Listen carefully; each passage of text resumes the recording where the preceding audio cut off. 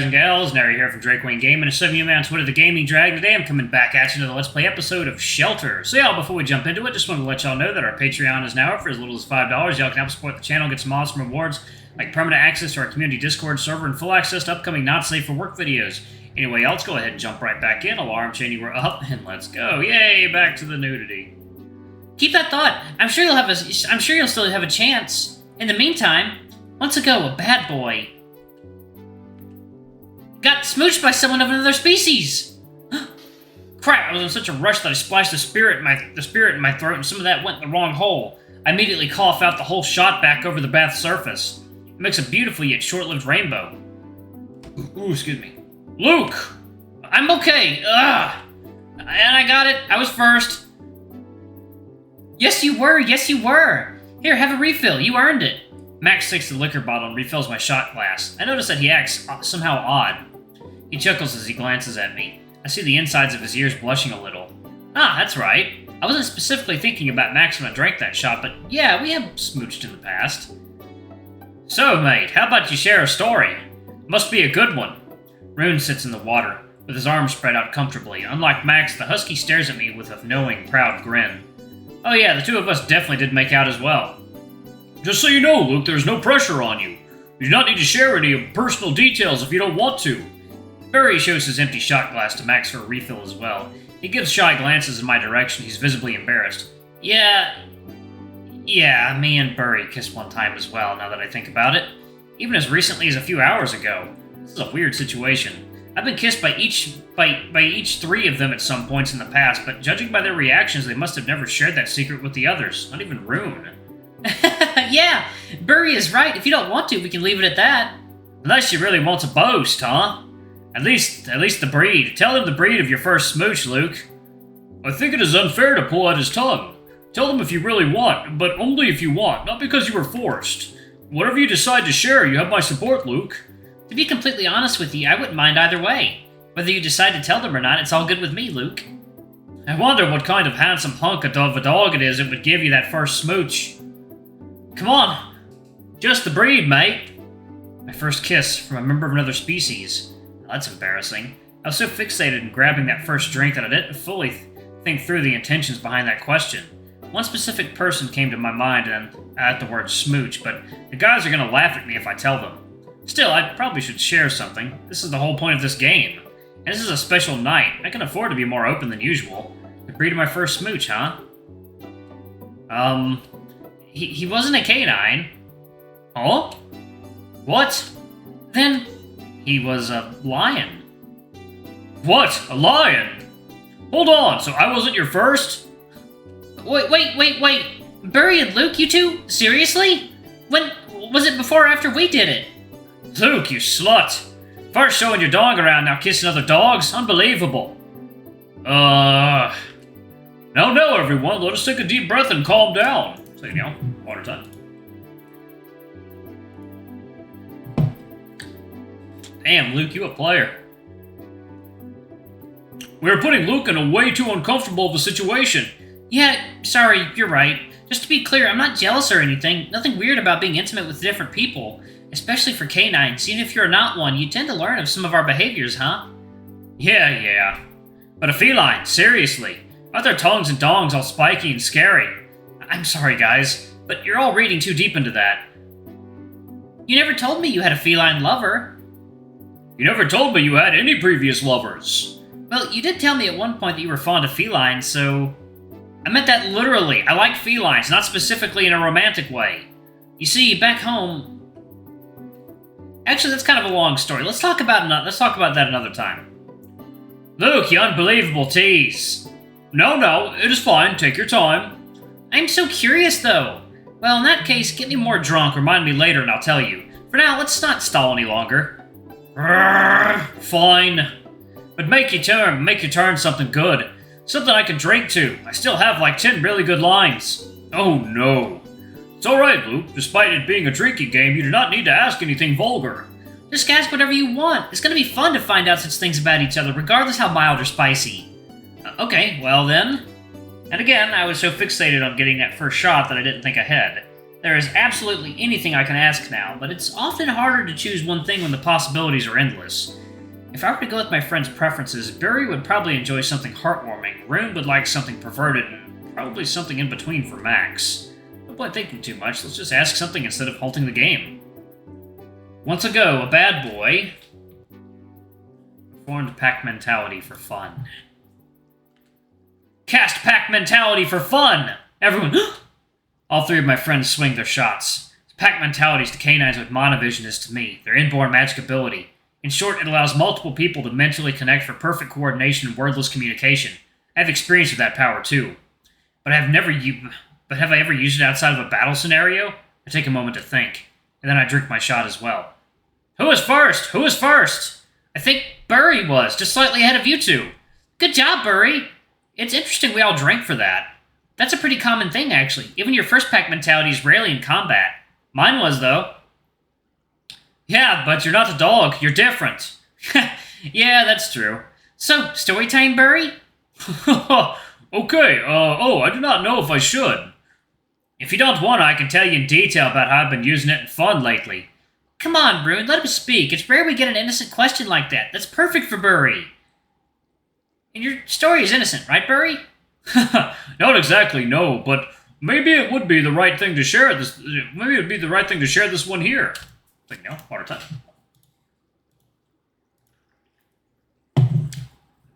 You see, me and my brothers used to be quite mischievous puppies. You'd hardly believe how I told you some of the tricks and pranks we did. Oh, mischievous Burry. That's hard for me to imagine. Indeed, truly embarrassing. So, we were all taught reading and writing at a young age. However, we were mostly given study materials and a bunch of somehow drily written old records. My brothers did not find those entertaining. Well, I did, but my brothers were more interested in the prose, fables and legends written in a more flowery language. Of course I liked those too, I did, because they were something that both me and them shared enjoyment in. However, we were rarely allowed to read the fables, definitely not after sunset. Our caretakers were very strict about that. So my brothers came up with a plan, a bold and elaborate one. We'd all learn pack mentality as well as the art of concealing our mana signatures, all to outwit the caretakers. I was against that. I was a good boy and I didn't want to lie to the adults. But I also wanted to be part of the pack, so I refrained from voicing out my concerns. It was a tall order, but it was also insanely exciting. We'd go through our usual daily duties and then spend our breaks and parts of our bedtime putting into practice everything we learned about pack mentality from our studies. We were all pretty clever and motivated. We saw the effects of our training within weeks. Not even 1 month passed and we were already able to put our plans into motion. So, we would wait until bedtime to connect as a pack, after the caretakers went to sleep themselves. Then a small group would go out. We spread out in many directions, each keeping a lookout on one side while the oldest of us went to the library. That way we had everything covered at the same time and we were able to react in case an adult woke up. Aww. The first night we brought back a book into our bedroom was magical. We sat huddled in one of the corners with a single candle lit and we indulged in so many wonderful stories. Even some of these were forbidden due to our age. Captivating tales of fiction as well as colorized records of old history, world-changing events and heroes, and of course a few records of our own progenitors as well, Rune. The Peregrination of Noon Moon by B.B. Healer was especially beloved by many among my brothers. Truly beautiful, breathtaking work. It is hard to believe that most of those tales were based on the truth. Believe me or not, but I have never really read that one, like cover to cover. A friendly merchant gave me a copy last year, but I only glanced through the spicy chapters. Somehow, I do believe you. Even we spent more time on those chapters than I would like to admit. We were all the age of fascination with intimacy. By the way, it was an exciting secret we all shared and kept from the adults. When we were reading, we always had someone on lookout. Even those scouting outside the room were still connected, so nobody missed a single word. There you go. Water time. Little pups. Cuties. Pack mentality is amazing. Indeed! And through a silly childish secret like that, we trained that power to quite a proficient level. Later on, the adults didn't have much more to teach us in that matter. Well, it was far from perfect, though. That story had a very unfortunate ending. I do not wish to sour the mood with that part. I reckon this is the right moment to stop. Should I ask a question now, or would you prefer I play a different game? A different game, huh? Actually, yeah, I had an idea. But my questions? You may still have a chance to ask them. I thought about playing some Trick or Tribute. So we take turns giving someone else a task. If you fulfill it, everyone else has to drink a shot. But if you choose not to, you have to drink a shot yourself and give up a piece of clothing. They're not wearing any clothes! But we already naked, so is it just tricks? Actually, I want to give it a twist. Matt gave me a bottle of rodent mana potion. So for the tribute option, how about instead of giving up a piece of clothing, we drink a shot of the potion, then give out one random item from our seal. And if we don't have anything left to take out, then we have no choice but to fulfill the trick, I guess. Oh, I love that. Let's do that. I haven't accessed the seal in a while, but I'm sure I have a lot of crap there. I was hoping you would suggest something like that. They both wag their tails in excitement while Burry swims toward the rubble by the outer wall. He places his hands over a few spots along the stone surface. Slowly, he traces along the cracks, investigating. Yes. Burry scratches a small mark by one of the cracks in the wall over the water's surface. He turns around to us with a smile. We are still at the edge of the shelter's influence, but you can try this spot. The damage may make it impossible for you to force your way through the piled snow and into the soil. I cannot guarantee, but this will be your best shot. Sure, we can try that. Ask your trick, Burry. Very well then. Max? Oh, I'm glad it's from you. I know you won't ask anything stupid. Ha! Thank you. In that case, for your trick, would it be okay with you to give me a back massage until the time comes when someone else asks you your next question? Gladly.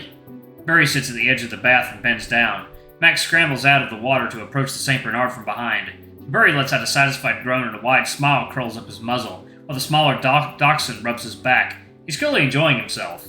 Oh, yes. Right there. Harder. Really digging deep, Max. Yes. Oh, that's good. Anyway, cheers, everyone. The three of us drink our shots. I like this game much more than our previous one. I'm gonna get comfortably wasted in no time. Hey, Luke, is it just me or is the big guy getting kinda tipsy already? Hard to tell. He's happier than usual, that's for sure. Look at y'all. It is, in fact, water time.